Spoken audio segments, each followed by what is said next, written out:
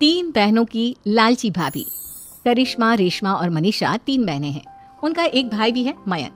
मयंक अपनी बहनों को बहुत प्यार करता है, लेकिन मयंक की पत्नी सविता इस मामले में मयंक से बिल्कुल ही अलग है। वो अपनी ननदों का जितना बुरा कर सकती है उतना बुरा करती ही रहती है और अपनी ननदों पर हुक्म भी चलाती है। करिश्मा, करिश्मा, तुमने अभी तक नाश्ता नहीं बनाया?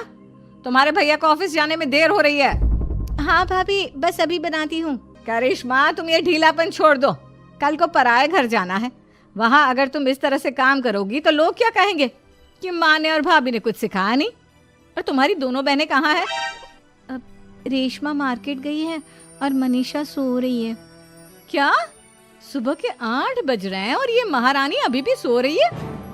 ये कहते हुए सविता अपनी सास दुर्गा देवी के पास जाती है। माँ जी, देख रही हो अपनी बेटियों के तौर तरीके?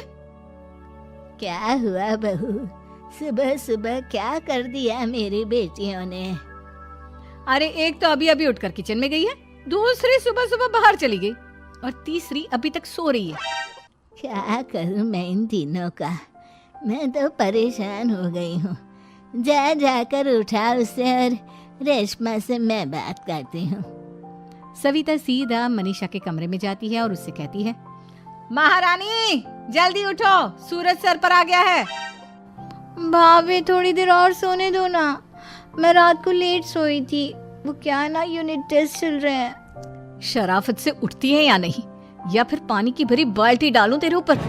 नहीं नहीं भाभी, मुझे बिस्तर में नहीं नहाना, उठती हूँ मैं। मनीषा जल्दी से उठकर बाथरूम में चली जाती है। सभी आराम से बैठकर नाश्ता कर रहे होते कि तभी रेशमा बाजार से हाथ में सामान लिए आ जाती है। रेशमा को देखते ही सविता उस पर बरस पड़ती है। लो, आ गई महारानी। ऐसा भी क्या सामान लाना था जो सुबह आंख मलते ही बाजार की तरफ रवाना हो गई? भाभी, कल आप ही तो चीख रही थी कि घर का सारा सामान मुझे ही लाना पड़ता है, घर में किसी को भी किसी काम से कोई लेना देना नहीं है। अब मैं बाजार जाकर सामान ले आई तो आपको इस बात से भी तकलीफ हो रही है?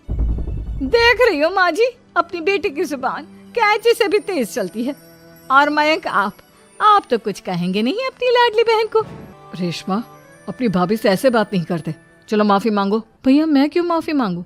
आप भाभी से बोलिए ना कि हम पर कम हुक्म चलाया करे। हम इस घर की बेटियां हैं और आपकी पत्नी की ननद है, नौकरानी नहीं। लो कर लो बात। इनकी भलाई के लिए कुछ भी बोलो तो इन्हें बुरा लग जाता है। इस घर में यही इज्जत है मेरी। देख लो माँ जी, आपकी बेटी किस लहजे में मुझसे बात कर रही है। सविता वहां से चली जाती है। मयंक को बहुत गुस्सा आता है, वो भी वहां से चला जाता है। फिर करिश्मा रेशमा को समझाती है, रेशमा, तुम्हें भाभी से माफी मांग लेनी चाहिए थी ना। लेकिन दीदी, मैंने कुछ किया ही नहीं, तो मैं माफी क्यों मांगू? हाँ करिश्मा दीदी, रेशमा दीदी जैसे ही घर में आई भाभी ही उन पर चिल्ला रही थी। हाँ, मैं मानती हूँ कि गलती भाभी की थी। मैं तो इसलिए बोल रही हूँ कि भाभी ने माँ को तो पूरी तरह अपने वश में कर लिया है। वो हमारी बात सुनती ही नहीं। मयंक भैया हमारे लिए हमेशा खड़े रहते हैं, इसलिए उनकी बात का मान तो तुम्हें रखना चाहिए था ना। कोई फायदा नहीं दीदी, कुछ दिनों की बात और है, भाभी उन्हें भी हमारे खिलाफ भड़का देंगी। फिर वो भी माँ की तरह हमारी किसी बात का विश्वास नहीं करेंगे।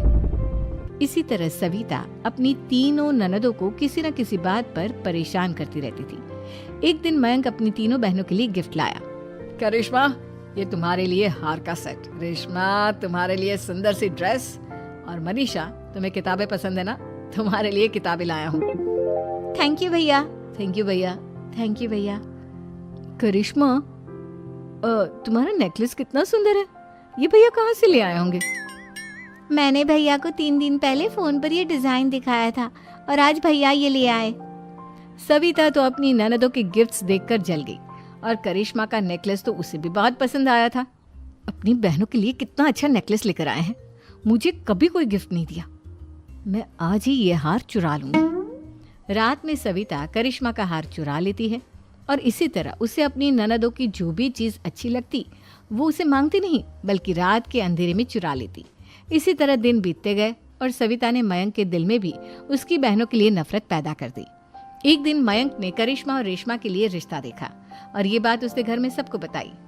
माँ, करिश्मा और रेशमा के लिए बहुत अच्छा रिश्ता आया है, वो लोग कल इन्हें देखने आ रहे हैं। आप और सविता मिलकर सारी तैयारी कर लेना। ये सुनकर करिश्मा और रेशमा खुश हो जाती हैं, लेकिन सविता सोचती है, अगर इन दोनों बहनों की शादी हो गई तो घर और बाहर का काम कौन करेगा? मनीषा तो एक नंबर की कामचोर है, उससे तो किसी बात की उम्मीद लगाना ही बेकार है। मुझे इस शादी को रोकना होगा। अगले दिन सभी लड़के वालों के स्वागत की तैयारी करने में लगे होते हैं। तभी मयंक अपनी बहनों से आकर कहता है, तैयार हो गई तुम दोनों? देखो दोनों लड़के बहुत अच्छे हैं, मैं कोई कसर नहीं छोड़ना चाहता, इसलिए तुम उनके सामने अच्छे से बिहेव करना और अपनी भाभी से लड़ने मत लग जाना। करिश्मा, तुम वो नेकलेस पहन लो ना जो मैं तुम्हारे लिए लाया था। भैया मैं बहुत देर से वो नेकलेस ढूंढ रही हूँ, लेकिन मुझे मिल ही नहीं रहा। क्या तुमने नेकलेस खो दिया? तुम्हें पता भी है वो कितना महंगा था? तुम कोई काम ढंग से नहीं कर सकती। मयंक गुस्से में वहां से चला जाता है। थोड़ी देर बाद लड़के वाले भी आ जाते हैं। वो दोनों बहनों को पसंद कर लेते हैं और रिश्ता पक्का हो जाता है। लेकिन सविता के दिमाग में तो कुछ और ही खिचड़ी पक रही थी। वो पंडित जी के पास करिश्मा की कुंडली लेकर जाती है और उन्हें पैसे देकर करिश्मा की कुंडली बदलवा देती है। जब लड़के वालों के पास करिश्मा की कुंडली जाती है तो वो दुर्गा को फोन करते हैं। बहन जी, हमने करिश्मा की कुंडली अपने पंडित जी को दिखाई थी। आपकी बेटी की कुंडली नहीं बल्कि दोषों का पिटारा है। देखिए, मैं और मेरे पति इन सब बातों में बहुत विश्वास करते हैं, इसलिए हम आपकी बेटी से अपने बेटे की शादी नहीं करा सकते। इस तरह करिश्मा का रिश्ता टूट जाता है और सभी घर वालों को बहुत दुख होता है। अब कविता सोचती है, चलो करिश्मा का तो रिश्ता टूट गया, अब रेशमा का भी रिश्ता तोड़ना है। क्या करूं? अब सविता आवाज बदलकर किसी अननोन नंबर से रेशमा के होने वाले ससुराल में फोन करती है।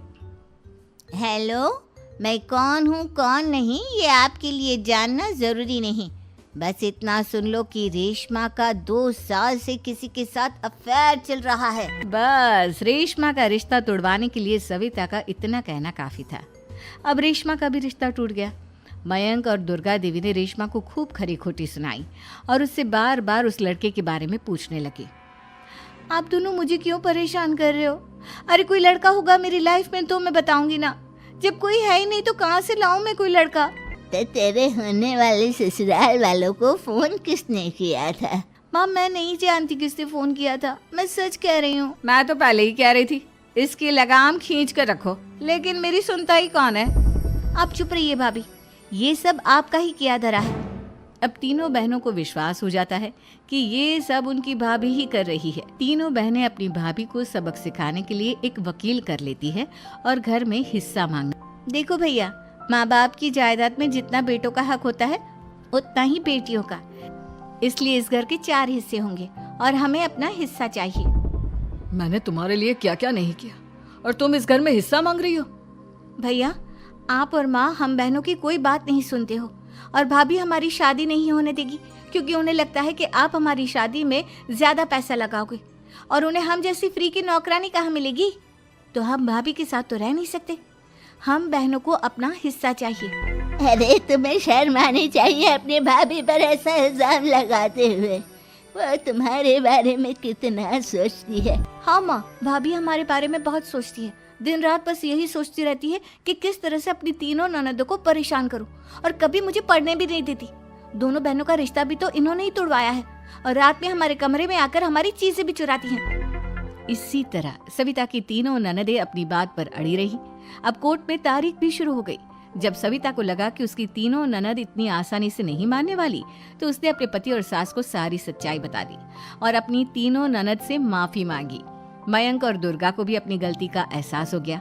अब सविता खुद करिश्मा और रेशमा के लिए अच्छा रिश्ता ढूंढती है और उनकी शादी करवाती है।